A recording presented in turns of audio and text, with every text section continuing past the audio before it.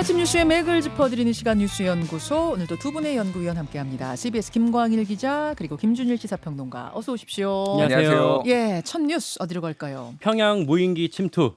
그러니까 대한민국의 무인기가 평양 상공을 침투했다라는 게 지금 북한의 주장인 거죠? 네, 금요일 저녁에 북한이 발표한 거예요. 대한민국이 3일과 9일에 이어서 10일에도, 그러니까 목요일에도 심야 시간을 노려서 무인기를 평양 상공에 침범시켰다 해서 이 반공화국 정치모략 선동 삐라, 그러니까 대북 전단이죠. 이걸 살포했다라고 밝혔어요, 북한이. 예. 그러면서 사진까지 공개를 했습니다. 사실 북한이 이런 거 잘 공개 안 하거든요. 그렇죠. 특히 이제 평양의 방공망이 뚫렸다는 얘기가 되기 때문에 아주 굴욕적인 얘기가 되기 때문에 밝힐 이유가 없을 텐데, 그런데 이례적으로 공개를 했습니다. 일단은 누가 쐈는지를 아직 말할 수가 없어요. 알 수가 없어요. 네. 우리 군의 입장도 처음에는 우리 군에서 보낸 건 없다라고 했다가 나중에는 좀 사실 여부를 확인해 드릴 수 없다, 이렇게 좀 입장이 좀 선회했거든요. 그러니까 전략적 모호성을 띠게 됐다, 이렇게 많이 해석을 하던데, 네. 일단은 다만 제가 군 이제 이렇게 뭐랄까 고위급 인사한테 확인을 해본 결과 김용현 장관도 몰랐다고 합니다. 그러니까 우리 군이 보낸 건 아닌 것까지는 맞는 것 같아요. 우리 군이 직접 무인기를 보내는 거는 정전협정 위반인데 그건 상상하기 어렵지 않냐, 이런 얘기도 나올 정도고. 그러면 누가 쏜 거예요? 누가 쐈단 말입니까? 일단은 민간단체 가능성을 생각해 볼 수가 있을 것 같습니다. 남한의 민간단체. 네, 남한에 있는 민간단체. 왜냐하면 남한에서 평양까지 한 140km 정도 되기 때문에 예. 북한이 했던 것처럼 그러니까 사전에 좌표를 설정하는 방식으로 무인기를 보내게 되면 이론상 가능은 해요. 그런데 사진을 보면은, 그러니까 예. 북한이 공개한 사진을 보면은 이게 고정익이라고 해서 날개가 있는 형태였거든요, 드론이. 사진을 한번 같이 혹시 있을까요? 볼까요? 예, 준비해 볼게요. 네, 남한 민간 단체들이 쓰던 거는 사실 이제 프로펠러 드론이라고 해서 네. 저거랑 좀 형태가 달라요. 그리고 북한이 공개한 내용을 보면 그 삐라 내용도 있는데 그 내용도 양식 자체가 좀 다릅니다. 그러니까 이번에 나왔던 전단 내용은 자기 배 불리기에 여념없는 김정은 뭐 지옥으로 떨어지는 북조선의 경제 상황, 뭐 이런 정도로 표현이 됐는데, 네. 원래 이제 우리 남한에서 보내던 남측 민간 단체가 보냈던 전단은 사실 내용이 훨씬 더 험악하거든요. 이게 좀 다르기 때문에 좀 아니지 않느냐. 그리고 전단지의 색상이랑 뭐 디자인도 좀 차이가 난다라고 좀 분석이 되고 있는데, 그러면 민간 단체가 그동안 남한에서 활동하던 민간 단체가 아니라 뭐 아주 새로운 단체가 혹시 등장한 건 아닐까? 이 정도 생각은 해볼 수가 있을 것 같습니다. 예, 그 사이에 이제 사진을 준비했는데요. 북한이 바로 이게 우리 상공에서 포착된 드론이다 라면서 제시한 그 사진 보면 무인기가 날개가 있어요. 예, 고정익이라고 그러죠. 날개가 있는 형태고 그 밑에 이제 삐라 묶음통이 떨어지는 장면도. 아마 저 사진은 TOD, 이게 열화상 감지 카메라로 찍은 것 같은데 예. 뭐 그렇게 좀 분석이 되고, 예. 한 가지 좀 봐야 될 거는 이제 자작극 가능성. 아예 북한이, 그러니까 남측이나 다른 민간 단체가 보낸 게 아닌데 북한이 아예 자작극했을 가능성까지도 지금 살펴봐야 되는 상황입니다. 예. 왜냐하면 북한이 지금 얼마 전에 그 영토 조항 신설 그리고 통일 및 동족 지우기 뭐 이렇게 남한이랑 이제 어떻게 보면은 두 국가로 이제 분리하는 그런 과정에 그렇죠. 있어서 헌법을 개정하는 거를 추진하고 있는데, 그게 그 과정에서 좀 유보하고 있거든요. 그러니까 어떤 지지를 좀 주민들의 지지를 얻기 위해서 그런 과정에서 좀 도발해서 이런 주민들을 자극하고 지지를 얻기 위한 방식 아닌가, 이렇게 좀 해석도 같이 나오고 있는 상황입니다. 자, 김준 시사평론가. 네. 예, 어떻게 주목하셨어요? 근데 뭐 시나리오를 잘 설명해 주셨는데, 일단은 뭐 여러 이제 언론 보도 굉장히 쏟아졌는데 전문가들 의견은 자작극 가능성은 그 중에서 제일 낮다라고 보는 게, 그동안 북한이 아예 완전히 없는 거를 뭐 지어가지고 소위 말하는 날조를 해가지고 이런 남북 관계에서 이런 주장을 한 적이 없다라는 거 하나, 그리고 말했다시피 이거는 문책 사안이에요. 그러니까 지난번에 2022년 12월에 우리나라도 방공 식별구역 네. 이제 뚫렸잖아요. 그러니까 용산에서 한 30km 정도 떨어진 네. 여기까지 이제 뚫렸을 때 굉장히 난리가 났잖아요. 난리 한국도. 났죠. 예, 난리 예. 났죠. 그러니까 그런 거랑 똑같다고 보면 돼. 이건 북한으로서도 굉장히 문제가 있는 거고, 이게 방공 체계가 한 4중으로 북한이 돼 있다라는 건데, 이거가 평양 지역이 그렇습니다. 그런데 이게 뚫렸다라고 하는 거는 여기에 문제가 있다라는 거를 자인한 꼴이기 때문에 아예 없는 거를 이렇게 할 가능성은 높지 않다라는 게 전문가들의 의견이고, 아하. 민간 단체 아니면 우리 군인데 우리 군이 했다라고 하더라도 이거는 인정을 할 가능성이 없죠. 그러니까 왜 그러냐면 이거는 이스라엘이 예를 들면 여러 작전을 모사드가 작전을 하더라도 한 번도 본인들이 인정한 적 없거든요. 네. 그거랑 같은 맥락. 그러니까 이거는 전쟁으로 갈 수도 있는 사안이기 때문에 하지 않지만 정부가 지금 주목하고 있는 거는 일부 이제 야권에서도 이제 추미애 의원이 SNS에도 올렸는데 2022년 12월에 우리가 이제 뚫렸잖아요. 그때. 예. 그때 이제 대통령이 그때 이제 뭐 티타임을 가지고 있어서 너무 한가한 거 아니냐, NSC 소집해야 되는 거 아니냐, 뭐 이런 비판도 있었는데 무인기로 대응하라 이런 지시를 그때 내렸다라는 게 있어요. 그러니까 그러니까 북이 무인기 날려서 우리가 뚫렸다면 우리도 음. 똑같이 맞대응해라 그런 지시가 있었죠. 예, 뭐 예. 그런 게 있었기 때문에 물론 시차가 거의 이제 1년 10개월이나 있기는 하지만은 군이 했을 가능성도 이제 배제를 할 수는 없다. 뭐 이런 상황인 것 같습니다. 그리고 지금 드론 같은 경우 우리가 이제 보통 드론이라고 하지만은 저런 이제 고정익이라고 물론 비행기처럼 생긴 거는 사이즈가 이제 사람보다 좀 크거나 사람만 하거나 그러거든요. 보통 그렇게 저런. 커요? 예, 예. 그래서 예전에 2014년에 우리 북한에서 우리나라에 보냈다가 떨어진 것도 네, 네. 이제 강원도나 이런 데 떨어진 예, 게 있었어요. 그런 것도 있었어요. 꽤 컸습니다. 그러니까. 그래서 지금 민간 단체에서 이를테면 평양이 아니라 이제 뭐 금강산에 보냈다. 그래서 금강산 촬영한 거가 유튜브에 올라오기도 하고 신의주 탈북 단체가 신의주 촬영한 게 올라오기도 했어요. 근데 그거하고는 차원이 다른 방공망이 있기 때문에 평양은 좀 이번에는 완전히 다른 차원이다. 신의주나 이제 금강산은 사실은 그렇게 경계가 막 엄청 삼엄하지는 않거든요. 예. 그러니까 좀 다른 차원이라고 좀 보면 될 근데 것 북의 같습니다. 자작극이 아니라 우리 군이 만약 보낸 거라면 그 가능성 쪽에 뭐 무게를 둔다면 왜요? 무슨 실익이 있어서? 그럼 왜? 알 수는 없죠. 알 수는 없는데 최근에 이제 뭐 여러 가지 가능성들을 얘기가 나오는데 뭐 남북 긴장 관계를 좀 고조하려는 거 아니냐라는 이제 뭐 소위 말하는 이제 좌파적 시각도 있는 거고 뭐 알 수 없습니다. 그러니까 이거는 근데 지금 제가 뭐 군이 보냈다고 단정하는 것도 아니고 예, 예. 민간 시나리오 단체가 중에 하나. 예, 민간 단체가 보냈을 가능성도 있는 게 이게 기술적으로 엄청나게 불가능한 건 아니라는 거예요. 다만 300km 정도를 왔다 갔다를 해야 되면은 어느 정도 굉장히 고가의 성능이 비싼 거를 해야 되는데 그 민간 단체들이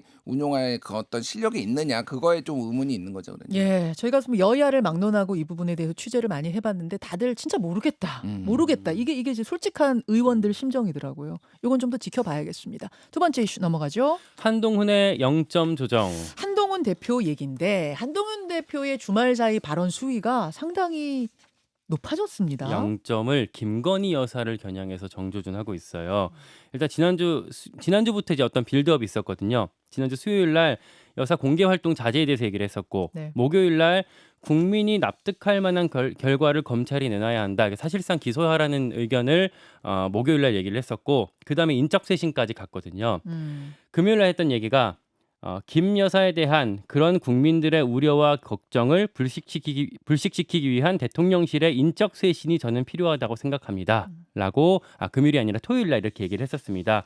인적 쇄신이라고 하면 그 대상이 누구냐 하면은 사실 이제 대통령실에 예전부터 이제 김건희 여사나 윤석열 대통령 부부를 좀 보좌했던 뭐 코바나 컨텐츠 뭐 이런 인사들이 대통령실에 뭐 행정관 비서관 이렇게 들어와 있는 경우들이 있고 그렇지 않더라도 나중에 이제 뭐 여사 픽이다 이런 식으로 해갖고 이제 일하고 있는 사람들이 뭐 수석급까지도 있거든요. 예. 그 사람들이 뭐 이렇게 표현은 다른데 뭐 예전부터 제가 들었던 것도 육룡 뭐 6명의 뭐 용이다 육룡 뭐 혹은 뭐 지옥의 7인방 뭐 최근에는 7간신 이런 표현까지 뭐 언론에 나오던데 이렇게 좀 불리고 있었고 아시다시피 김대남 행정관이 십상시라고 이렇게 표현하기도 했었잖아요. 그 저 언론과의 통화에서 네, 서울의 소리 이명수 씨랑 통화해서 그렇게 말을 했을 정도로 이렇게 사실은 여권 안에서는 이제 많이 거론이 됐던 사람들인데 이걸 이제 꺼낸 겁니다. 네. 왜 이제 갑자기 이런 말을 꺼내느냐? 친한계 쪽에 물어보니까 네. 이제 민심 때문이다. 민심. 네, 재보선이 코앞인데 선거 앞둔 상황이기 때문에 우리가 더 급할 수밖에 없는 거 아니냐, 좀 이해해 달라 이런 표현을 하더라고요.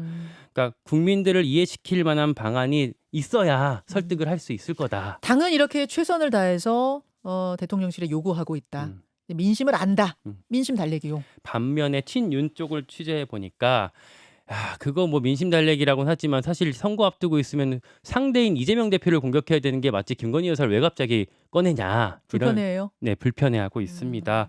그리고 독대를 대통령실에서 이제 좀 깔고 있잖아요. 독대를 앞두고서 독대에 어떤 의제를 올릴까 그걸 이제 그 메시지를 내고 있는 거 네네. 아니냐라고들 해석이 많이 되고 그거 있고 무슨 얘기예요? 그러니까 독대에 올릴 메시지를 사전에 띄운다? 독대 의제를? 의제를 이런 식으로 공개적으로 띄우는 거 아니냐.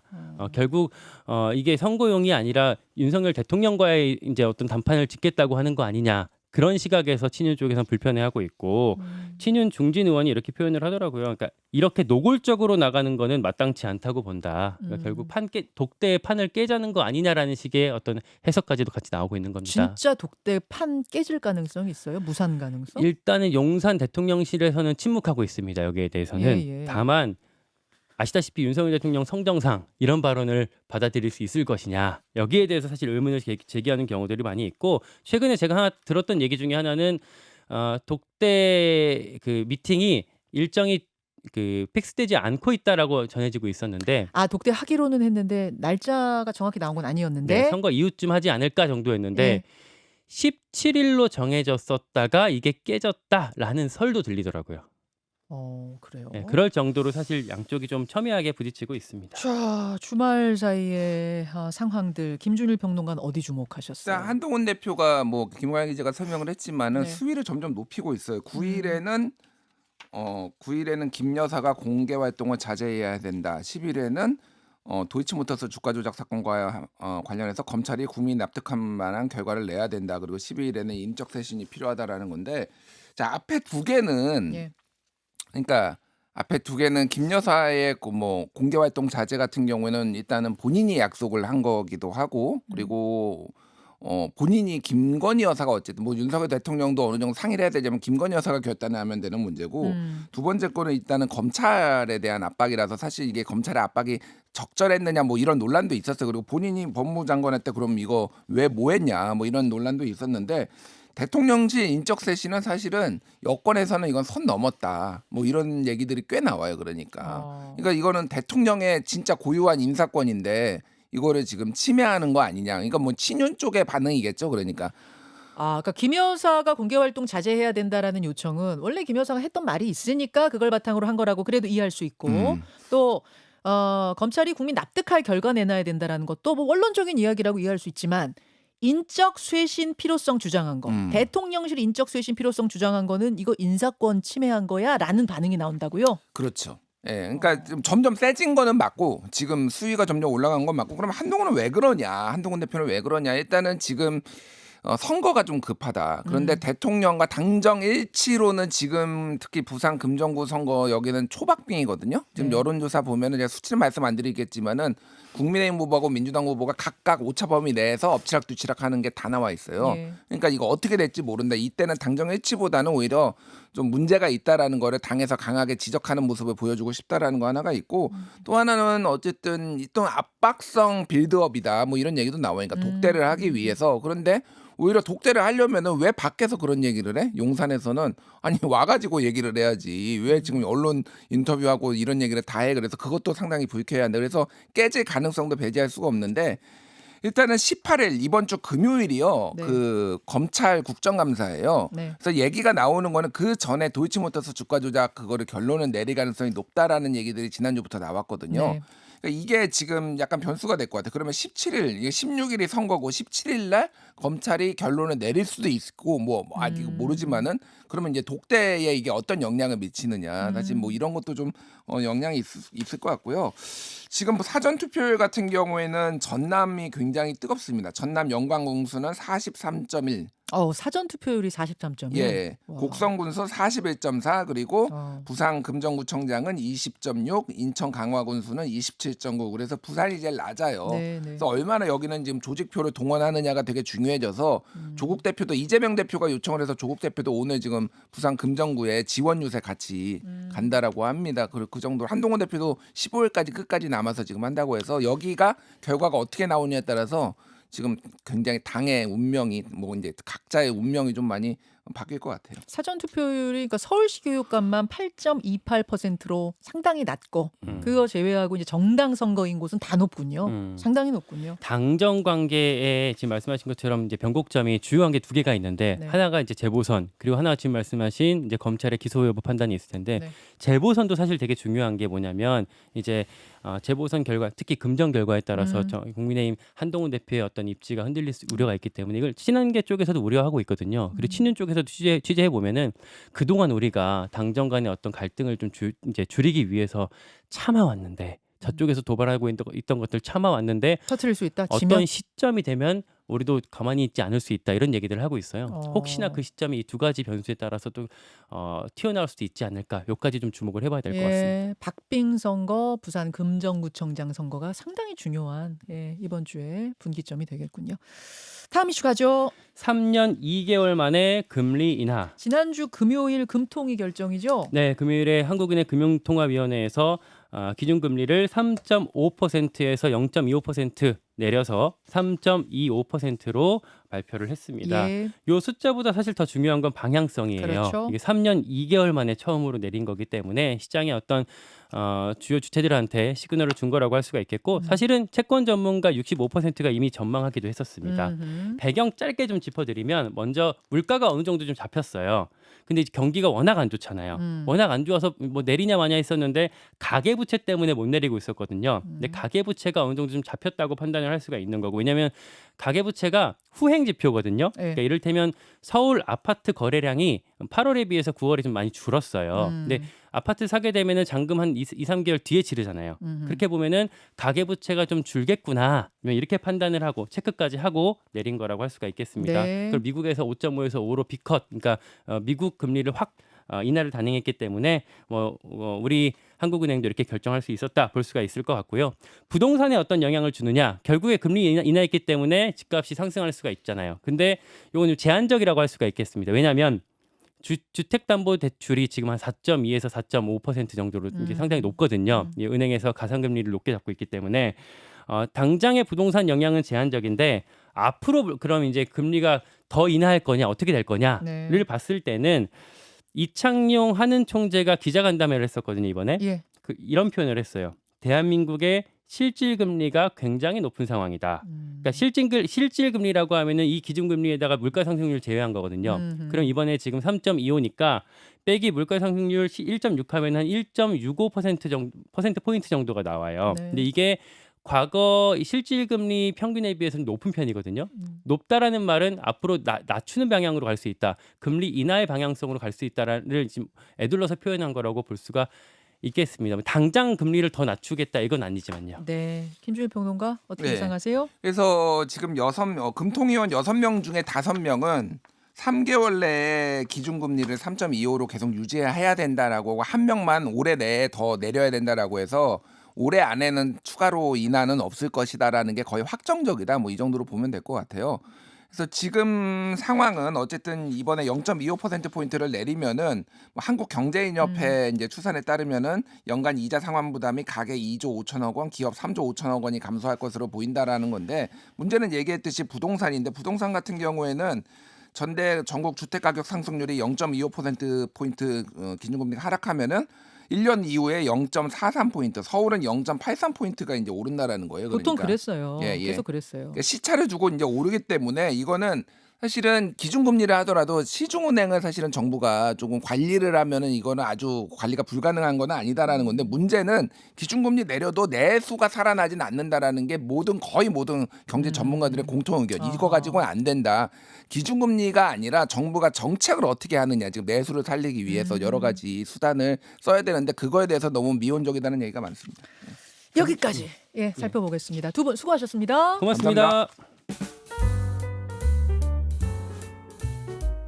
김현정의 뉴스쇼는 시청자 여러분의 참여를 기다립니다. 구독과 좋아요, 댓글 잊지 않으셨죠? 알림 설정을 해두시면 평일 아침 7시 10분 실시간 라이브도 참여하실 수 있습니다.